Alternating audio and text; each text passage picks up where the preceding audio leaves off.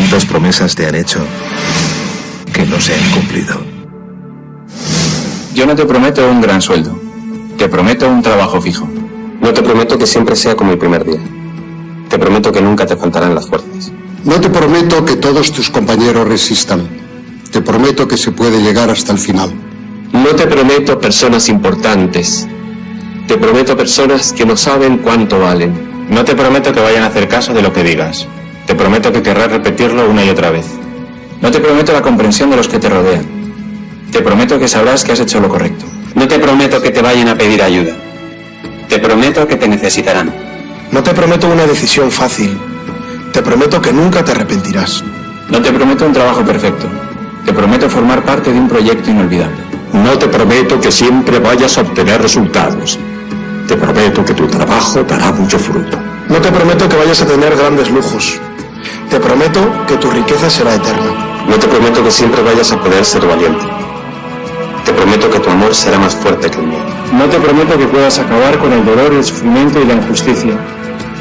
Te prometo que estés donde estés, llevarás esperanza. No te prometo el reconocimiento del mundo. Te prometo una palabra eficaz. No te prometo seguridades humanas. Te prometo la certeza de que has sido elegido. Y te prometo que alimentarás al mundo.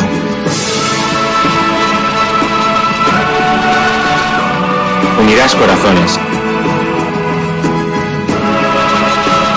Acompañarás a los que sufren. Confirmarás a los que quieren ser fuertes. Experimentarás con ellos la verdadera alegría. Sumergirás a los hombres en la verdad. Y serás sacerdote, testigo de Jesucristo.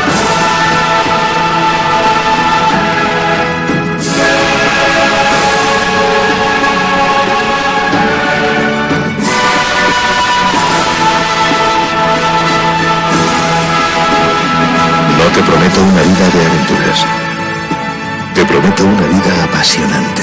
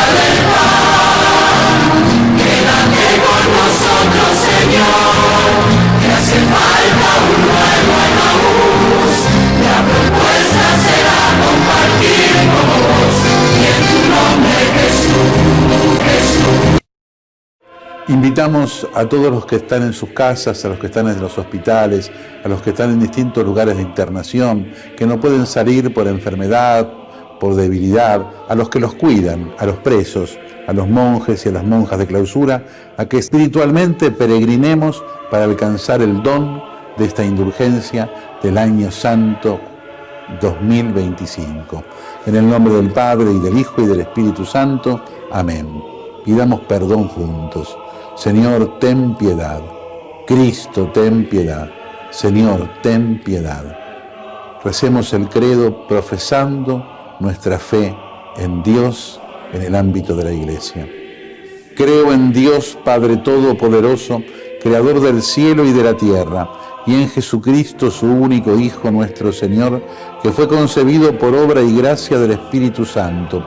Nació de Santa María Virgen, padeció bajo el poder de Poncio Pilato, fue crucificado, muerto y sepultado, descendió a los infiernos, al tercer día resucitó de entre los muertos, subió a los cielos y está sentado a la derecha de Dios Padre Todopoderoso. Desde allí vendrá a juzgar a vivos y a muertos. Creo en el Espíritu Santo, la Santa Iglesia Católica, la comunión de los santos, el perdón de los pecados, la resurrección de la carne y la vida eterna. Amén. Delante de Jesús, mirando a Jesús en el sagrario, le pedimos que venga a nosotros. Señor Jesús, no puedo recibirte ahora con la hostia consagrada, pero te pido que vengas espiritualmente a mi corazón. Jesús, quiero permanecer siempre con vos. Recemos por el Papa y por las intenciones que lleva en su corazón.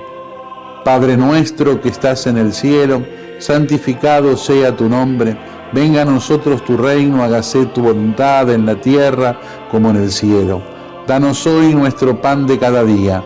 Perdona nuestras ofensas, como también nosotros perdonamos a los que nos ofenden. No nos dejes caer en la tentación y líbranos del mal. Amén. Y a la Virgen le confiamos nuestra vida, la saludamos, le pedimos que nos siga cuidando para vivir siempre en la esperanza. Y que a todos los bendiga Dios, que es Padre, Hijo y Espíritu Santo. Amén. Amén. Creo que no hay nada más idiota para la izquierda en muchos lugares del mundo que desconocer, desoír lo que ha pasado en las elecciones en Bolivia. Hay una serie de elementos que han ido acumulando este resultado, que muchos lo han anunciado. Por un lado, que a Evo no se le dejara participar, es decir, la persona que alumbró la nueva Bolivia terminaba siendo proscrito por la descendencia de ese mismo proceso. El partido que había acompañado a Evo Morales, el MAS, igualmente es usurpado por cuestiones jurídicas y deja de representar lo que representaba. Andrónico, que era la persona que tenía que representar la sustitución, se adelantó en sus posiciones y, como en otros lugares, quizá un exceso de ambición le llevó a no entender bien qué es lo que estaba en juego y cómo había que jugarlo. El presidente Arce, que venía de ser el ministro de Economía de Evo Morales, en vez de dedicarse a solventar los problemas económicos graves en el país que estaban perjudicando al nivel de vida de la gente de una manera notable, entró en la politiquería y pensando que cargándose a su principal rival, a Evo Morales, iba a solventar la mala gestión económica. Al final, el golpe de 2019, aunque fracasó, bueno, pues dejó daño hecho, y la recuperación de aquel momento tampoco fue virtuosa y fue sembrando la posibilidad de que la derecha recuperara el espacio. Hay que tener también conciencia de que hay un pozo de política radical en Bolivia, de política progresista, de política de izquierda, porque el candidato que representaba a la derecha, Castillo, el ministro que, como bien recuerda Alfredo Serrano, está más escorado hacia la derecha, apenas ha sacado un 3%, es decir, hay memoria de la necesidad de políticas diferentes y que cuando no se hacen, cuando la izquierda cree que moderándose, cuando la izquierda cree que replicando las campanas y las políticas de la derecha le va a ir bien, pues el resultado evidente es que no es así. Es importante también destacar que el voto blanco nulo ha sido un 22%, es un voto que uno intuye que una parte considerable hubiera ido a Evo Morales. Ha subido un 440% respecto de las elecciones de 2020, es decir, que el llamamiento de Evo Morales a la abstención, es decir, a desconocer el resultado, que es una mala política en términos generales y que estamos acostumbrados a que sea un llamamiento más típico de la derecha o de la izquierda cuando está en la más radical de las impotencias. En cualquier caso, es un resultado, ya digo, un 22% muy alto, que es obviamente parte de la explicación del fracaso de la izquierda en estas elecciones. Ha ganado un candidato a los que hay que tener en el radar. Son candidatos que no destacan mucho, que siguen las políticas neoliberales, que son elegantes, que tienen elementos de cierta frescura, que no caen en las confrontaciones, que son como un mal tolerable, que hace que la gente diga, bueno, pues voto a este porque más o menos las cosas van a seguir de manera similar. En segundo lugar, frente a ese 32% de Rodrigo Paz, está con un 27% Tuto Quiroga, que es, bueno, pues ese cilantro derechista de todas las salsas reaccionarias, amigo de Aznar, y un asiduo a los aquelarres contra la izquierda en todo el continente. El resultado de Andrónico, que en algún momento apareció como la figura que iba a sustituir a Evo Morales, es de un 8%, ¿no? Y ahí hay un problema enorme, que es el pensar las nuevas generaciones que lo saben todo, que no necesitan a los mayores, que con ellos comienza el mundo, y que una vez más la ambición es una mala consejera de estos líderes. Plantea a mi amigo Álvaro García Linera que el problema ha sido sobre todo económico, y plantea a mi también amigo Alfredo Serrano que no hay que fijarse, ¿no?, ni en los egos, ni en las dificultades de la sucesión, ni en los problemas generacionales. Sin embargo, yo creo que el principal problema que ha expresado esta elección en Bolivia es la división que tiene que ver con el fracaso del partido en movimiento. Constantemente veo repetido este patrón. Falla el partido movimiento, sobre todo porque falla la democracia interna, los liderazgos se exacerban, se crean familias, las familias se pelean entre sí y ya viene de suyo todo lo demás. Un partido movimiento también impediría políticas de derecha desde el gobierno. O sea, no es que el gobierno pierda porque hace políticas de derecha, sino que el gobierno hace políticas de derecha porque ya está perdiendo esa posibilidad de que el partido oriente con su programa, que es con el que se presenta a las elecciones, cuál debe ser el rumbo del país. Y por tanto, más allá de los análisis, que por supuesto son siempre necesarios, Bolivia tiene que pensar que primero es el movimiento social y que luego es el partido, y que cuando el partido desoye esa expresión nacida de los movimientos sociales, de los estallidos, de las protestas, de los movimientos indignados, cuando el partido ya no representa eso, sino que es un decantado ya degradado de eso, pues lo que tiene que hacer es volver otra vez a pensar en el movimiento. Repito, lección terrible para la izquierda de todo el mundo lo que ha ocurrido en Bolivia, y un aviso a navegantes: la división es la antesala siempre de la vuelta del regreso de la derecha.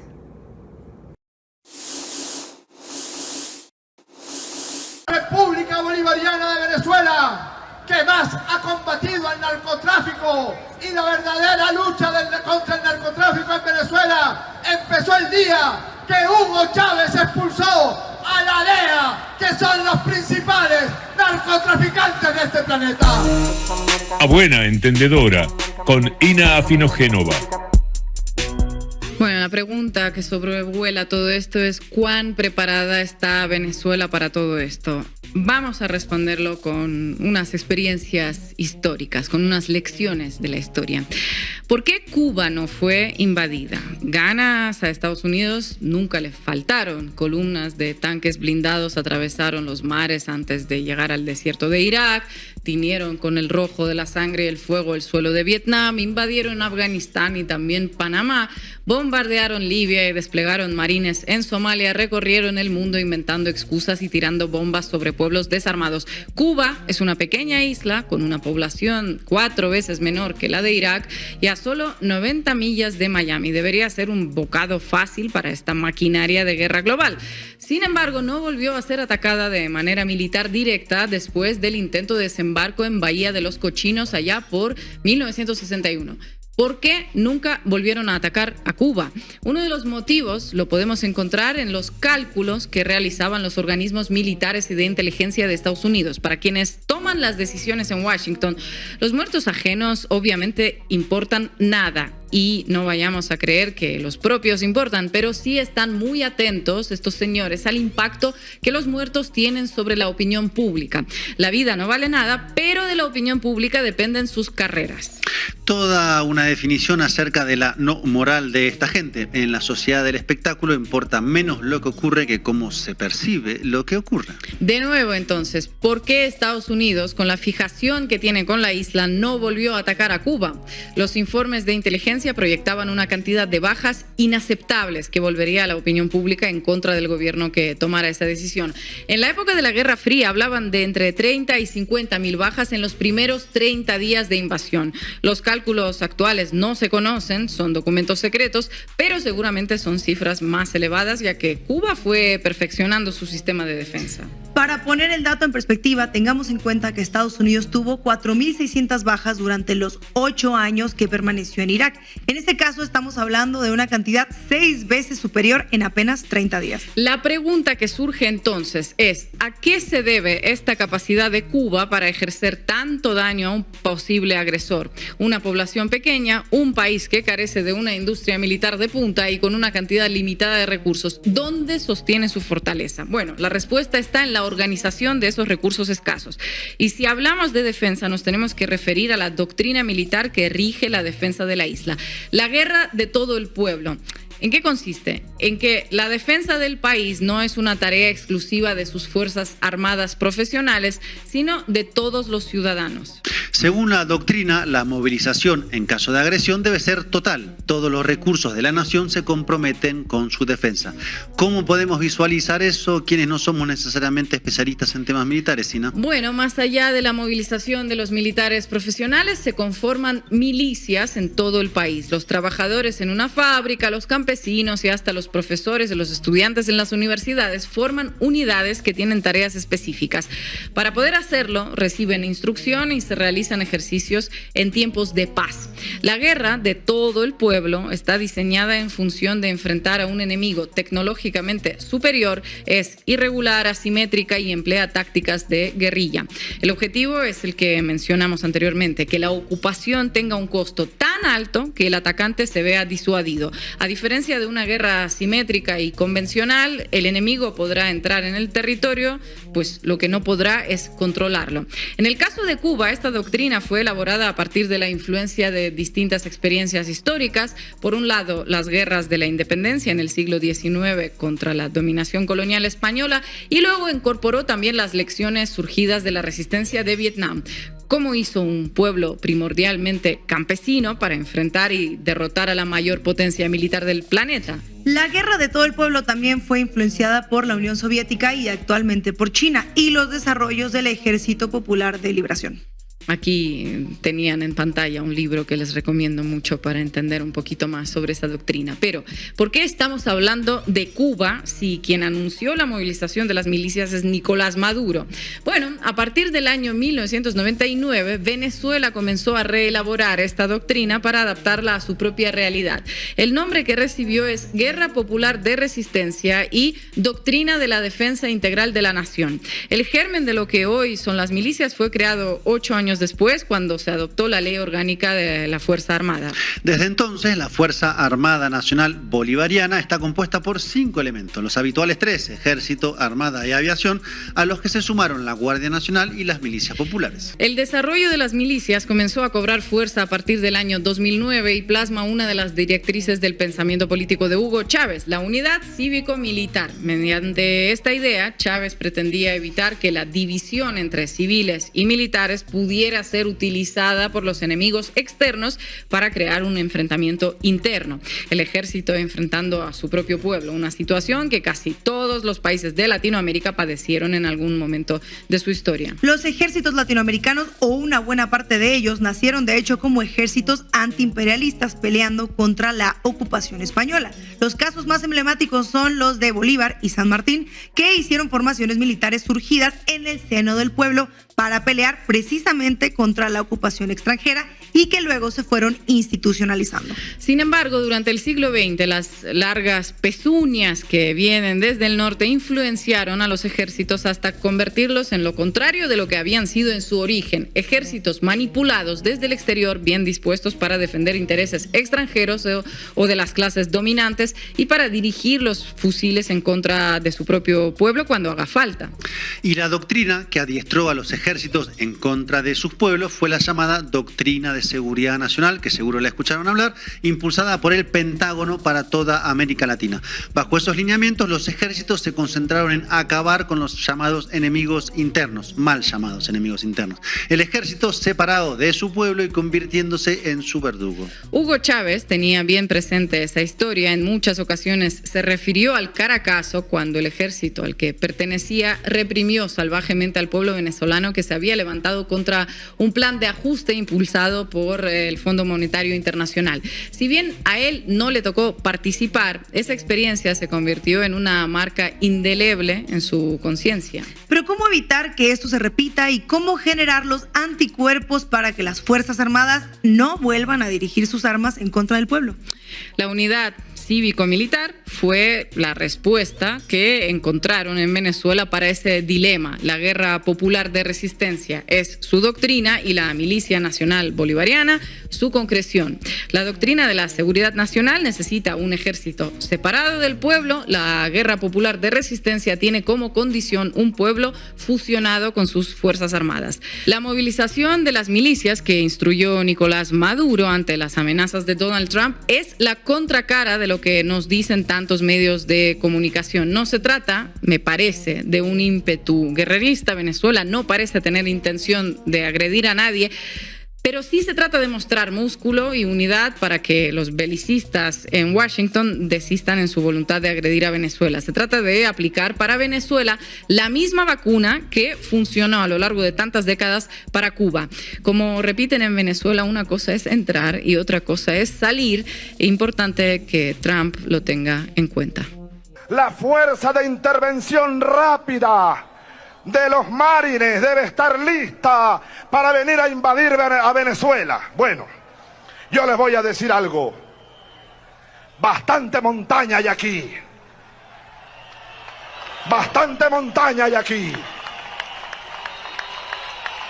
Yo les voy a decir algo. Bastantes sabanas hay aquí. Bastantes islas hay aquí.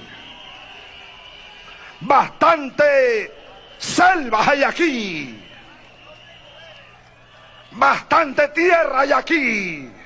Y saben una cosa, bastante pueblo hay aquí. Y saben otra cosa, bastantes cojones hay aquí para defender esta tierra.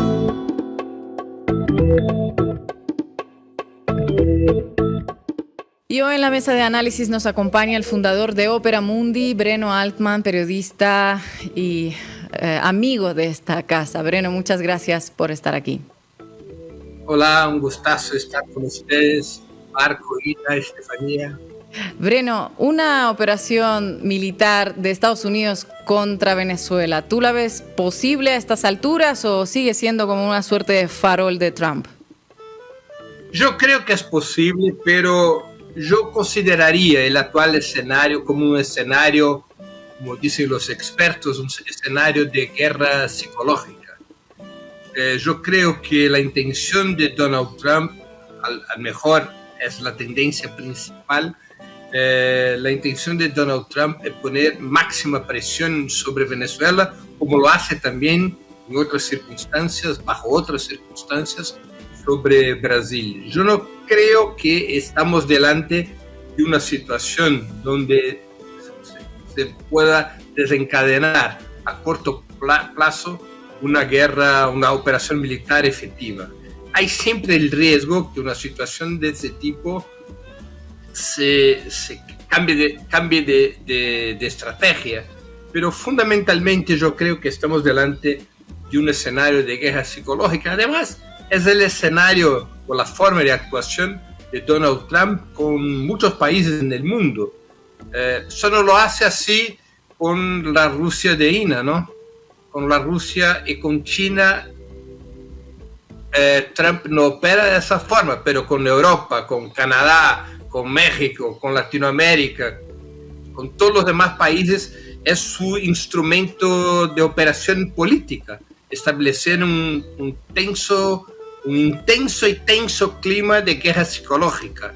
No lo hace con Rusia y no lo hace con China, lo hace de forma más moderada por el poderío militar que tienen Rusia y China, y porque Rusia y China no tienen en su interior, digamos, una quinta columna que esté supeditada a los dictámenes, a los intereses de la Casa Blanca. Eso no ocurre en Latinoamérica. En nuestros países latinoamericanos hay sectores económicos y sociales que son sensibles, digamos, a los intereses de la Casa Blanca y que pueden accionar en conjunto con la Casa Blanca contra sus gobiernos. Eso no se pasa en China y Rusia, además del poderío militar.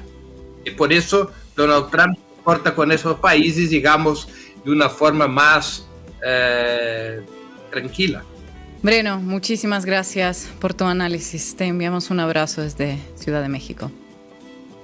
Gracias, Ina, Marcos, España. Un honor estar con ustedes y acá en la base con la distinta audiencia de ustedes.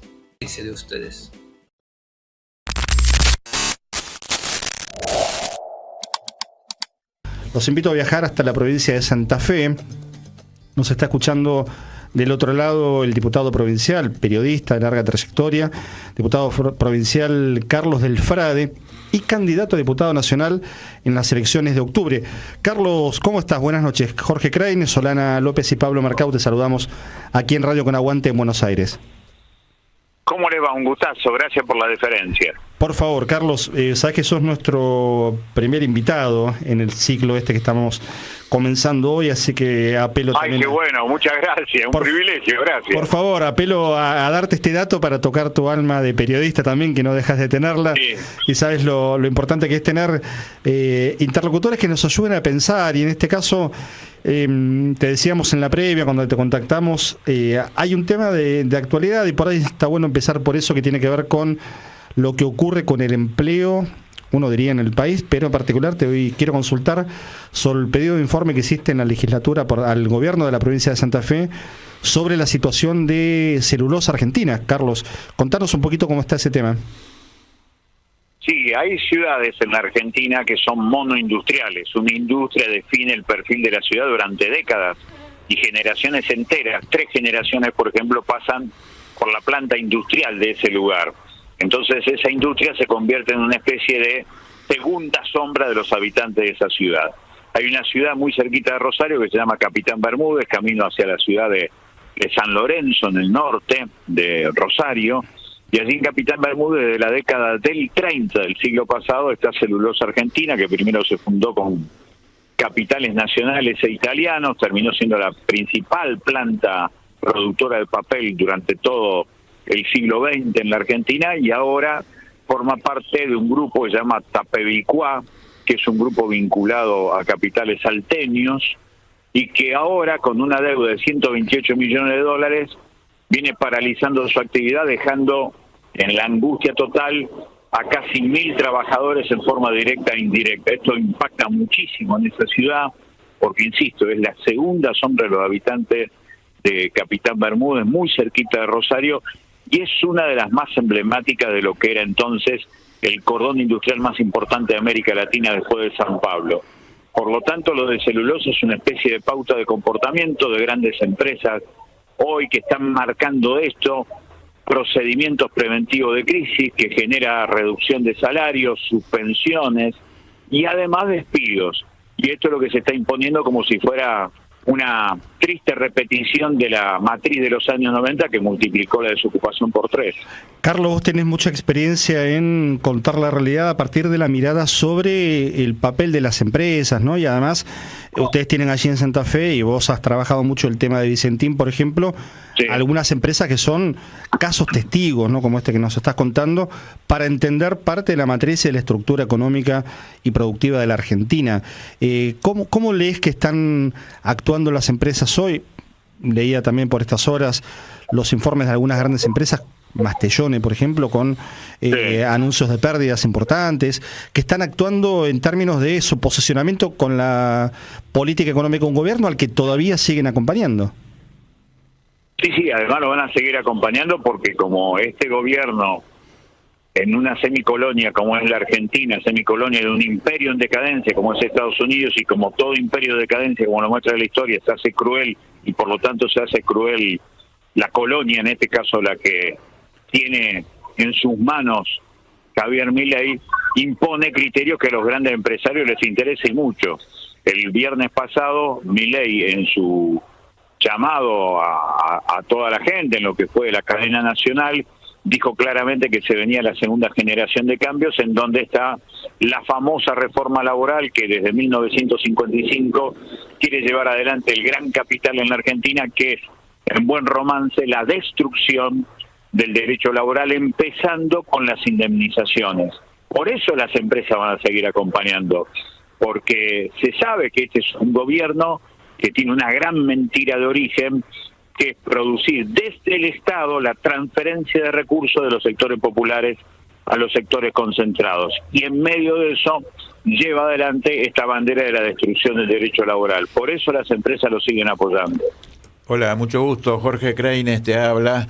Y Hola, Jorge, ¿cómo estás? Bien, muy bien. Un gusto tenerte en el programa. Y te quería decir, hablaste del Estado y cómo utilizan el Estado para imponer sus políticas, ellos que dicen que vienen a destruirlo desde adentro, ¿no? Es un tipo de Estado que pretenden, un tipo de Estado donde prevalece la gendarmería, la policía. Exactamente. Los palos. Esa es la otra cara de la misma moneda. Exactamente. Seguridad y economía son las dos caras de la moneda. Eso no se disuelve, ni se privatiza, ni se destruye, ni se desguaza. No, al revés, se invierte para el control social, efectivamente. Y tenemos una ministra que representa ciertos intereses que tienen que ver con lugares donde se está produciendo un genocidio. Me refiero al Estado de Israel, a la Mossad. Sí. De paso te quería preguntar, como periodista, perdona que te cambie un poco el ángulo de la información. No, está. Pero soy la misma persona, no hay problema. El crimen que se ha cometido contra los periodistas de Al Jazeera en la Franja de Gaza, como periodista, ¿cómo lo vivís? ¿Cómo lo transitas? Lo vivo como cualquier habitante de esta saqueada cápsula espacial, que es la única que tenemos, que es el planeta Tierra. Lo vivo con muchísima preocupación porque me parece que efectivamente no hay límites para estas democracias que degeneran en autocracias y en donde el negocio de las armas, la represión y la guerra está por encima de cualquier tipo de consideración ética o moral. Acá nadie se salva en medio de lo que es el genocidio que está produciendo el Estado de Israel contra el pueblo de Gaza, ni tampoco para quienes están allí haciendo una función social tan importante como alguna vez fue hacer periodismo en cualquier lugar del planeta. Sí, efectivamente, terrible. Y bueno, acá el presidente que tenemos adhiere a esas posiciones, ¿no? Sí. Admirador de Netanyahu, lo invita a venir a la Argentina. Y no sé si los oyentes están al tanto del Tratado de Roma, de la Corte Penal Internacional. Argentina es signataria de ese tratado y si fuera por eso, debiera detenérselo inmediatamente al poner el pie derecho en territorio nacional. Pero parece que lo quieren invitar con toda la pompa y toda la parafernalia del Estado, con todos los honores para un genocida, un criminal de guerra, así establecido por la Corte Penal Internacional. lo que va a quedar para todos los sectores que resistimos a esta política de saqueo y de represión es seguramente ir a la calle a protestar contra esa presencia que ojalá además espero que no se produzca. Carlos, te presentábamos, estamos charlando con Carlos Delfrade, diputado provincial del Frente Social y Popular de Santa Fe y candidato a diputada nacional. También decíamos, presentaron hace algunos días la lista y contanos un poco, no sé si seguís mucho las encuestas, cómo está ese tema, pero con perspectivas de llegar al Congreso Nacional, un Congreso que también decíamos hace un rato con Solane, con Jorge, fue muy protagonista en este tiempo por buenas y por malas razones. ¿Qué idea hay con eso de esta elección y qué expectativa a partir de diciembre en todo caso? Nosotros representamos, hoy nos llamamos Frente Amplio por la Soberanía y representamos a la conjunción de 11 organizaciones sociales y políticas y queremos ser la continuidad de lo que alguna vez hizo Pino Solana, en donde nosotros nos metimos en política, que es Proyecto Sur.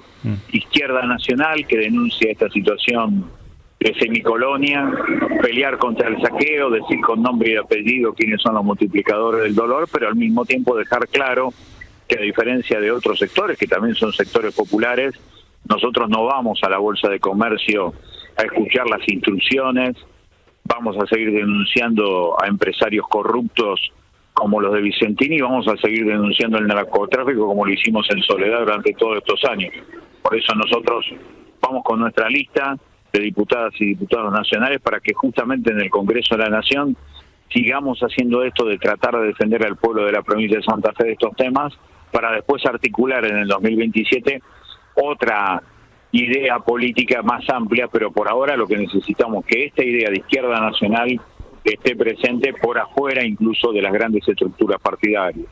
Poco se habla de la Bolsa de Comercio de Rosario, ¿no? Y un poquito sí se habla de los puertos del río Paraná, pero vos estás ahí en las cercanías de ese puerto tan importante por donde salen millones y millones de dólares que se van, ¿no? Se van sin control. Totalmente.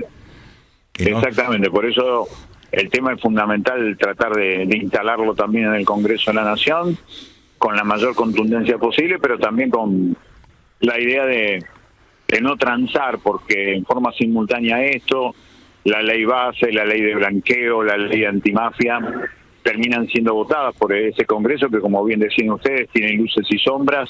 Lo más importante es tratar de ampliar esas luces que existen, pero lo cierto es que hay que pelear contra un saqueo porque la única manera de que tenga sentido habernos enamorados alguna vez y tener hijas e hijos en la Argentina es recuperar la Argentina.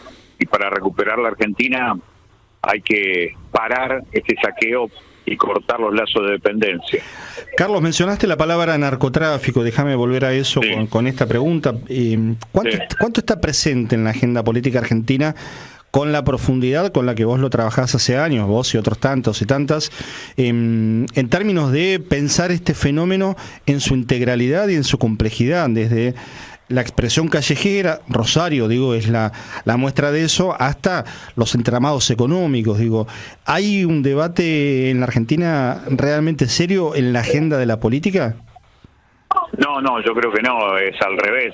Es la excusa del combate al narcotráfico sirve para profundizar el control social, por eso tanto Patricia Burri como Petri, como el propio presidente de la Nación, como el propio gobernador de la provincia de Santa Fe, dicen que hay que meter al ejército en las calles argentinas y esa excusa del combate al narcotráfico no es más que la doctrina de seguridad continental inaugurada a finales de la década del 80 por el Comando Sur del Ejército Norteamericano para que con esa excusa se genere control social.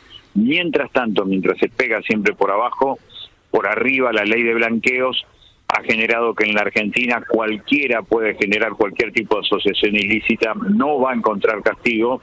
Y lo que ha pasado también este fin de semana es muy importante. Hoy hay más droga en la Argentina que nunca, por eso tal vez hayan bajado los homicidios, porque seguramente hubo un pacto con distintas organizaciones narcopoliciales barriales, como siempre definimos nosotros al narcotráfico por abajo, que a cambio de tener la zona liberada para vender la enorme cantidad de droga que hoy entra a la Argentina, han generado una menor cantidad de homicidios, que es lo que hace que Patricia Burri se ufane diciendo que la Argentina es el país más seguro de América Latina. Lo cierto es que mientras eso se se dice que se castiga por abajo, por arriba, el lavado de dinero, la exportación de los puertos privados como el de Vicentín, que iba a exportar media tonelada de cocaína el 1 de mayo pasado, está marcando esto, el paraíso para las grandes empresas para hacer negocios legales e ilegales con la complicidad de un Estado que sigue siendo bobo y cómplice a estos intereses. Carlos, escuché algunas voces inteligentes que dicen que si uno quiere verdaderamente enfrentar el narcotráfico, tiene que comenzar por aquellos bancos que lavan el dinero del narcotráfico. Pero claro, el sistema financiero es el que nos está gobernando. Estamos gobernados por el sector más, por representantes en la Argentina que saben hacer el repulgue de las empanadas, preparar las brasas para el asado, pero representan al sector más concentrado del capital financiero internacional. Sin duda, por eso nunca van a encontrar un allanamiento en un banco por narcotráfico, siempre el allanamiento es en una villa. Carlos, te habla Solana López. Buenas noches. Encantado. Pensaba en el nombre, soberanía, y bueno, una centralidad en esto que decías, lo que significa hoy para el mundo el negocio de la guerra, el negocio de las armas, y que nos empieza a invadir también en nuestro país, en el proyecto que hoy nos gobierna, y eso articulado también con el negocio del narcotráfico, el negocio de las mafias, y cómo entonces cobra un valor fundamental esto que llevan como nombre, y me imagino también como propuesta fundamental de su propuesta política, la soberanía. Sí, en primer lugar nosotros estamos diciendo mucho porque acabamos de presentar un libro que ya lleva casi 25 presentaciones en distintos lugares que se llama Soberanía de la Cabeza.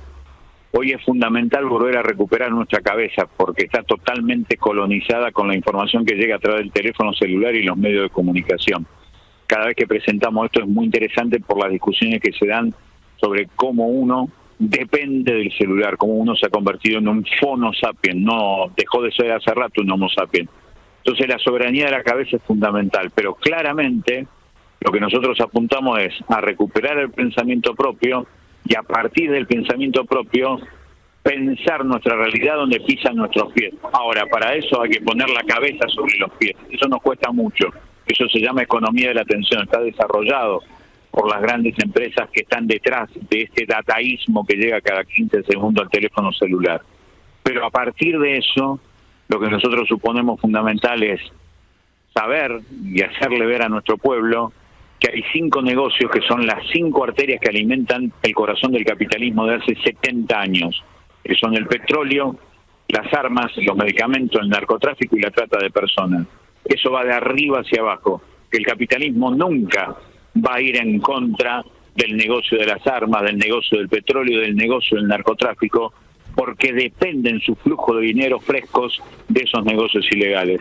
Por eso hay que construir otro tipo de sociedad. Ahora, para eso hay que construir primero, recuperar el pensamiento propio para después recuperar las riquezas argentinas para el pueblo argentino. Es una tarea muy grande que hay que hacer todos los días, especialmente desde las aulas y por lugares bien cercanos, porque solamente se defiende lo que se ama. Ahora, para amarlo hay que conocerlo, hay que saber su historia. Y eso es fundamental. Totalmente de acuerdo, Carlos, y dijiste algo, ¿no? Este es un problema del capitalismo. Creo que hay que pensar en otra manera de organizar la sociedad. Sí, seguro. Hay que pensar en otro modo de hacer las cosas y salir de este círculo vicioso en el que estamos históricamente en la Argentina. Bueno, Pablo se va a despedir de vos. No te va a despedir porque sería aumentar la cuota de despidos que ya tenemos en el país, pero te va a saludar hasta otra ocasión. Dale. Carlos, no, agradecerte por supuesto este rato de charla, el tiempo que te tomaste para participar en nuestro primer capítulo, nuestro primer envío aquí en Radio Con Aguante. Desearte, acá me voy a despojar de cualquier tipo de objetividad posible, desearte que a partir de diciembre estés mucho más en Buenos Aires. Uy, ojalá. Creo que no vedamos ninguna cuestión, no violamos ninguna veda electoral porque no rige todavía. Y esto es virtual, ¿no? Estamos ahí en una especie de zona gris de la legislación, Pero bueno, fuera de la broma, digamos, que esta campaña tan rara y que va a ser muy, muy breve, en definitiva, porque se vota en apenas poco más de 2 meses, el 26 de octubre, tenga un buen resultado para las y los santafesinos y santafesinas. Así que... Gracias, un abrazo muy grande. Micrófono abierto para lo que necesiten y, bueno, el abrazo también de este lado de nuestra parte.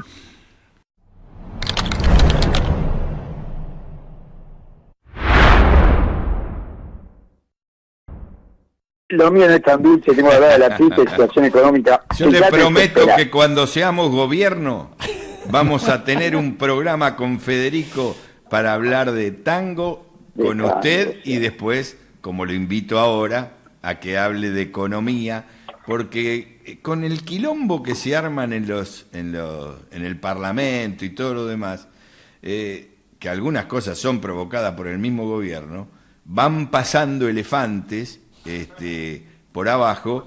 No digo que no haya que discutir las cosas que se discutieron ayer, de hecho reivindico lo de las personas con discapacidad, pero los tipos aprovechan, generan un quilombo y una discusión de cualquier cosa y no está. Adelante, Horacio, vamos.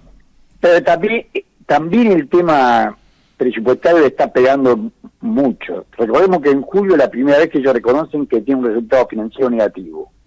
O sea, no pudieron cubrir con todos los ingresos todos los gastos. Y eso que están capitalizando intereses. Ellos capitalizan intereses por 17,8 billones de pesos. Es en pesos, pero la misma Secretaría de Finanzas lo convierte en dólares, le da 13.700 millones de dólares. O sea, que ellos aumentaron la deuda pública porque no pueden pagar los intereses. La famosa LECAP, letras capitalizables, y la NOCAP, que es el grueso de la deuda pública en pesos, le ha aumentado la deuda pública argentina en 13.700 millones de dólares. No pueden pagar intereses. Y aún no pagando intereses, tuvieron en julio un rojo de 168.000 millones de pesos.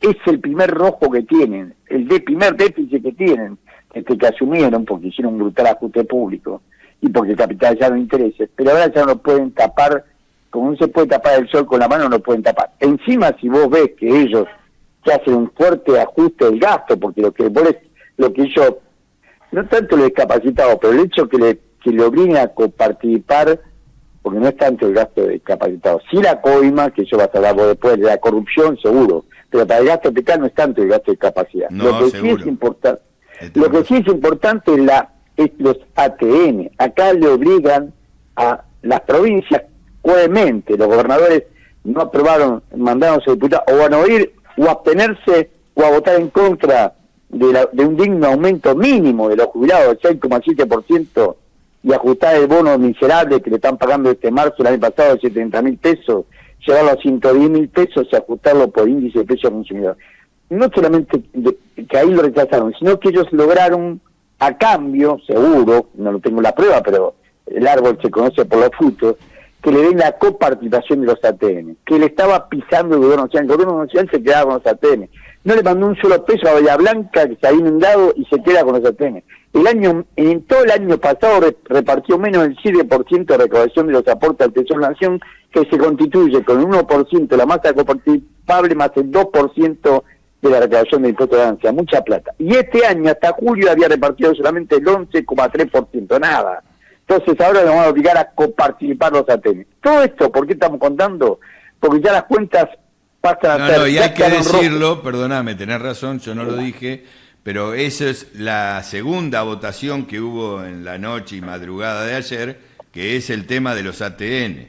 O sea, la primera, que hay que vivirla como un triunfo, es la de personas con discapacidad, y la segunda, a favor, digamos, es, por lo menos por lo que está diciendo vos, creo, y comparto, es esto, de que se le obligue a compartir, que debe haber sido fruto de alguna negociación para que los legisladores se bajen del tema de los jubilados.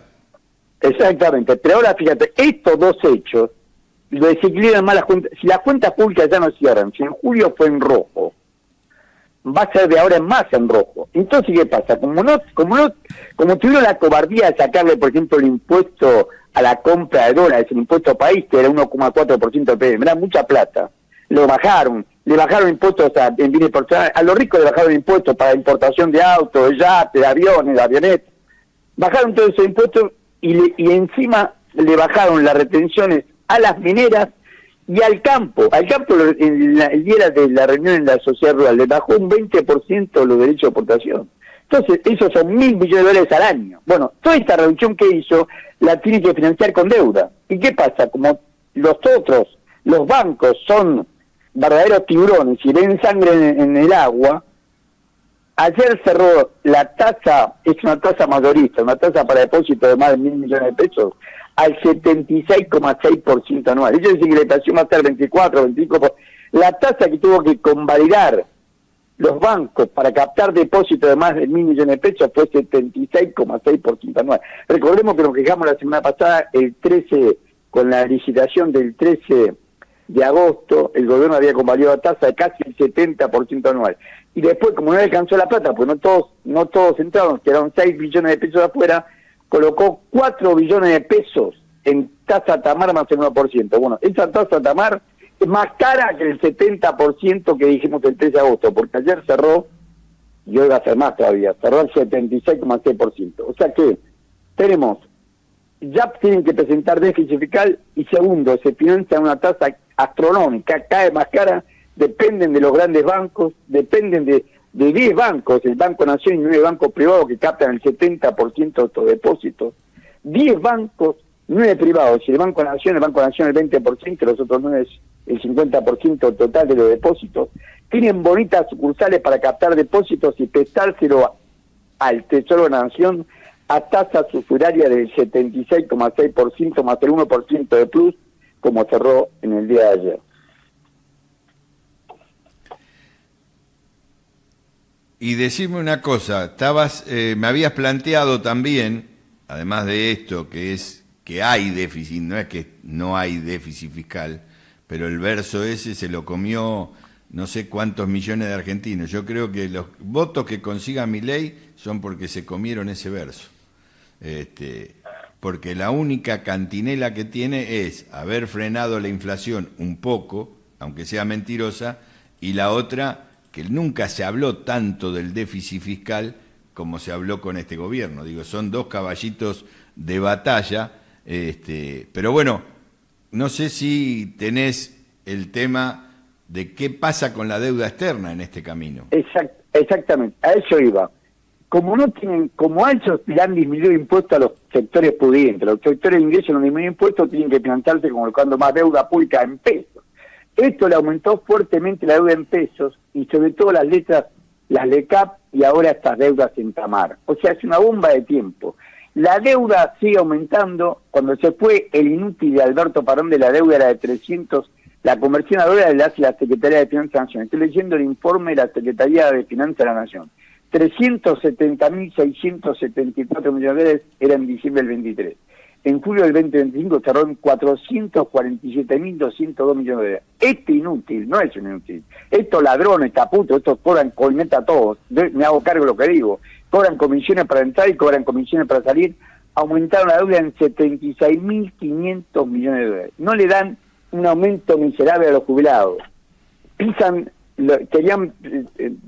financiar el sistema de capacidad, donde hay coima, donde ahora tuvieron que acceder porque queda claro que este pañuelo que era el director dijo que había debajo de él, Karina Milei y Lule Menem colmeaban y recibían plata de los prestadores y los servicios con la empresa de Menem que se llama Droguería del Sur, Droguería de Suiza, de Sudamérica, bueno, esta droguería de eso. En base a esa estafa tienen que aceptar pagar y aumentaron la deuda pública en 76.500 millones de dólares. 76.500 millones de dólares. Que tenemos nuestra propia fruta mercante, podíamos pagarle al Fondo Monetario Internacional toda la deuda, podíamos construir viviendas. Y los aumentaron en 76.500 millones de dólares y encima se queda el Sandokan de la política. Sí, la verdad que, a ver, todos los relatos que nosotros vamos descubriendo, y no quiero ser pesimista, ¿no? Y que se van denunciando, hay un poder detrás de este gobierno que de todas maneras lo hace salir adelante, no sé hasta cuándo, porque vos te acordás las cosas que fueron sucediendo, tanto desde el plano económico como desde el plano político, y sin embargo hay un poder extraterritorial que lo sostiene. porque, a ver, con esto que pasó ahora, de esta denuncia que viene ya del año pasado y que sale ahora porque hay una guerra interna ahí entre Caputo y... Caputo no el ministro de... Santiago. Sino Santiago, sí, el que le dicen el monje y la hermana. Digo, es una banda que gobierna y no son muchos más. Y sin embargo, salen adelante. Y yo no sé si puede haber algún estallido en lo económico de acá a las elecciones. ¿Cómo lo ves vos eso? Mira, no quiero hacer, hay que ver, repetimos lo mismo que dijimos la semana pasada, hay que ver cómo le va a Kicillof en la selección del 7 de septiembre. Si el domingo 7 de septiembre Kicillof queda parado, como debía ser, que la gente se dé cuenta que este Milei es una mentira, y como decís vos, hay grupos económicos que se benefician con esto, Caputo y todo el equipo propuesto por BlackRock. Caputo, Luis Caputo, el ministro de Economía y todo su equipo fueron puestos por el capital financiero de Manhattan, por Larry Fink en persona. Bueno, si el pueblo se da cuenta de esto, y en la provincia de Buenos Aires Kicillof cae La Libertad Avanza y Kicillof recupera votos y queda parado como opositor, esta tortura se acaba.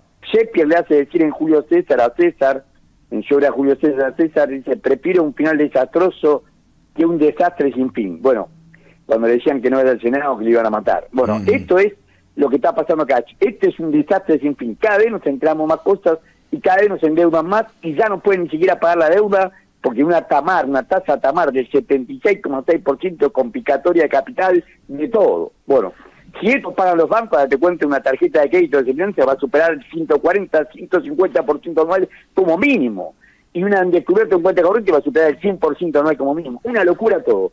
Pero ¿por qué llegan? Porque políticamente lo avalan. Si no hay nadie que lo enfrente, Milei avanza porque no tiene quien enfrente, dado el triste papel de la oposición en general. Ahora, Kicillof naturalmente está llamado a ser de ganar el 7 de septiembre el referente para ser presidente de la República. Y Kicillof aparece como oposición y tiene un discurso nacional y popular, y de hecho su gobierno ha tratado de ser nacional y popular con todos los límites que se puede tener. Si todo esto se da, comienza el fin de este gobierno, de este desgobierno que los medios lo han vendido como si fuera un caramelo, y es un veneno que ha corroído la mente y la sociedad argentina. Con ese final tanguero y de poesía cerramos la columna de Horacio Robelli. Que ponga de vuelta Tinta Verde. Ya que está claro, nos vamos con lo que nos quedó de Tinta Verde para disfrutarlo. ¿Qué te parece, Horacio? Pero lo esperamos acá en el estudio alguna vez. Prometo, tengo programas, pero te prometo jueves. Cuando pueda. Cuando pueda. Nosotros ponemos su fotito acá, con el chalequito, la camisita, todo, pero es mejor tenerlo acá. Querido Néstor, muchísimas gracias. Y a Federico también. Y ese tangazo de don Agustín Barba. Te dejamos con Carlos Di Sarli. Chao, Horacio. Evidentemente hay algún tipo de edición porque son muchos cortecitos. Entonces, evidentemente, y como siempre pasa en cualquier investigación periodística, hay una intencionalidad del que difunde esto, así como lo contábamos, ¿se acuerdan con los chats del Lago Escondido? Que iban apareciendo. Y bueno, evidentemente había algún tipo de edición. Ahora, lo que pasaba es que lo que estaba en los chats se correspondía con las cosas que pasaban. Y eso le daba verosimilitud. Bueno, acá la verosimilitud se la dio el presidente. El presidente dice, lo he hecho por esto que van a escuchar ahora. Les voy a pasar algunos, y repito, se le atribuyen a Diego Spagnuolo, director de la Agencia Nacional de Discapacidad. Ponelo. Y luego llega lo que está haciendo, están choreando de una manera. A mí me están desfalcando a la agencia. A mí me pusieron un tipo que maneja todo lo que es la caja mía, un delincuente. Ese es un delincuente que estaba en la gestión de Macri y se fue, pero, o sea, cuando se fue con denuncias y se llevó los discos rígidos de la computadora. No, un delincuente. Él no está metido, pero es toda la gente de él. Entonces van a pedirle guita a la gente, a los prestadores le van a pedir guita. Yo fui y le dije, Javier, escúchame, yo estoy denunciando todo el choreo, todo esto, y abajo tengo gente que va a pedir guita. Entonces, cuando yo vaya y toque a uno, van a decir, che, flaco, está todo bien, y venís a pedirme guita con estos delincuentes. Entonces, Javi, ¿qué hago? Acá lo que dice este audio es que él le dijo a Javier, repito, Spagnuolo era el abogado de Milei. tiene un vínculo directo y personal con Milei, y que le avisó, che, ojo que acá hay gente que está choreando. Dice en este, que es uno de los audios. Vamos a escuchar otro audio de Diego Spagnuolo, hasta hoy titular de la Agencia Nacional de Discapacidad. Hoy Milei lo raja por estos audios. Bueno, escuchen porque ahora menciona directamente a una empresa y menciona directamente la presidencia de la nación. Mirá. Entonces, estos tipos decimos, che, esta la subimos, pero ¿y todo esto que está acá dando vuelta? Aprovechan y quieren armarse el kiosquito. Esto lo hacen de ratas, o sea, es un kiosquito, no sé, de 20, 30 mil dólares por mes. Es un cachito así al lado de todo el resto de todo el quilombo que están haciendo. ¿Vos viste la entrevista que me hizo Fantino? Dice, pues vos tenés chorros en Chivilcoy, provincia de Tucumán, y en Lule, no, en Chivilcoy, provincia de Buenos Aires, y en Lule, provincia de Tucumán. O sea, lo nombró con nombre y apellido, o sea, concretamente. La gente de la Suizo llama a los demás proveedores y le dice, escúchame, ahora tenés que poner, no, ya no es más el 5, ahora tenés que poner el 8, o sea, son más chorros que los pierden, lo que pagan de lo que cobran de medicamentos. Ahora tenés que poner el 8, lo tenés que traer a la Suizo y nosotros lo subimos a presidencia. Por teléfono, así, tac, un prestador. Así se está manejando. Así, tac. Me gusta cuando hablan de números 20 mil, 30 mil dólares por mes. quien quisiera, ¿no? Pero como bueno, chiquito, es bastante grande. Está bien, por ahí es chiquito en términos de los que hace Caputo, que hablamos de miles de millones de dólares. Pero 20 mil, 30 mil dólares por mes, que después los llevan a presidencia, dice. Y acá hay un dato que está en el audio, que de vuelta, cuando uno empieza a cruzar con cosas que pasaron, dice, bueno, empieza a ser más verosímil. Él menciona una entrevista con Fantino. Bueno, hubo entrevista con Fantino. Y Fantino le avisó de esto. Mirá, ponelo. No te dejes usar, porque se te nota, incluso lo noté en tu nerviosismo, que sos un tipo que realmente sufre lo que está viendo. No estabas preparado para ver lo que viste, te asomaste a un abismo. Pero ojo, no te dejes usar, porque habitualmente en la política se repiten sus formas. No digo que Libertad Avanza repita lo que la vieja política repitió, pero bueno, son algunos, los conocemos bastante, algunos segundas líneas de Libertad Avanza o gente que pasa por debajo del radar y define muchas cosas. Y son gente genéticamente voraz. Y muchas veces a los honestos como vos los usan como forros y después los terminan tirando un tacho de basura porque... tené cuidado, Diego, te lo digo brutalmente, abiertamente al aire, tené cuidado, no te dejes usar. Pasa esto en provincia de Buenos Aires o puede pasar en Lule, Tucumán, en cualquier localidad. Te entiendo. Hay que tener cuidado, que no pase ni en Totora, Santa Fe, ni en Lule, Tucumán, porque vivos hay en todos lados. La cantidad de veces que menciona Lule está haciendo mención a Lule Menem. ¿Sí? Lule Menem es Karina Milei. Es el que está al lado de Karina Milei todo el día. Les sigo mostrando algunos de los audios porque menciona a Karina directamente uno de los audios atribuidos a Diego Spagnuolo, hoy despedido por Milei por estos audios. Mirá. Dentro del negocio de medicamentos es una gama enorme de negocios que hay. Hay medicamentos que tienen descuento, entonces la droguería lo consigue más barato y le da una rentabilidad mayor. Hay medicamentos que no tienen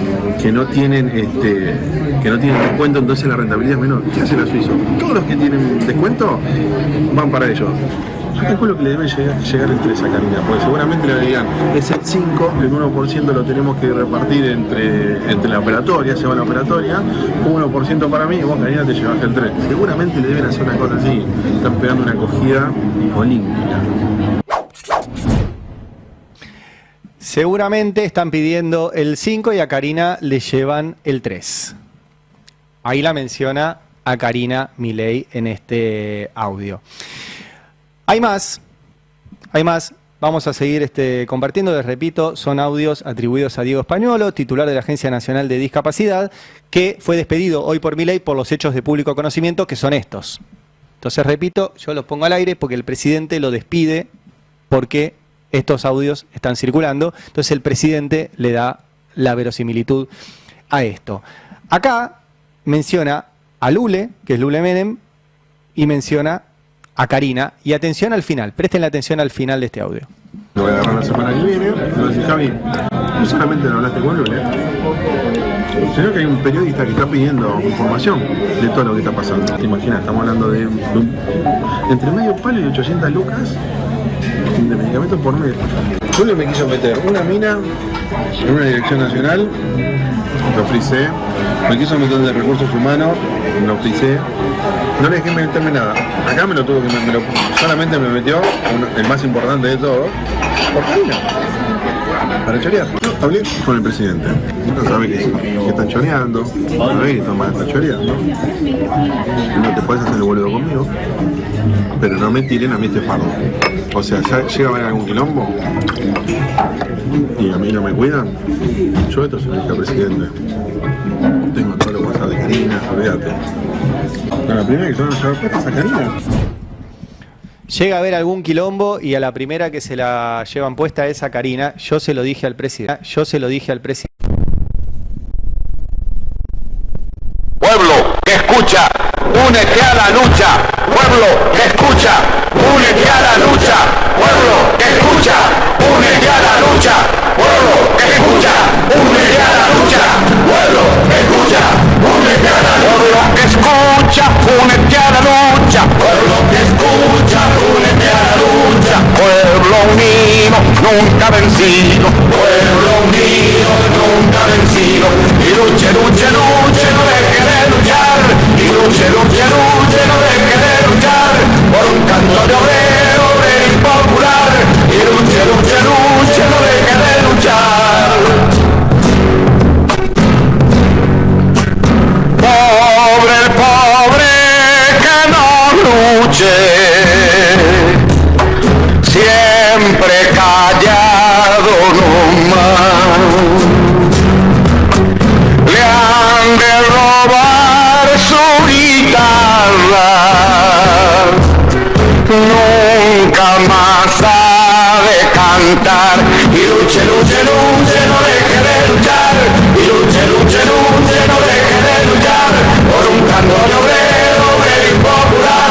Y luche, luche, luche, no deje de luchar. Pueblo que escucha, ¿qué cosas tiene mi pueblo que no las puedo callar?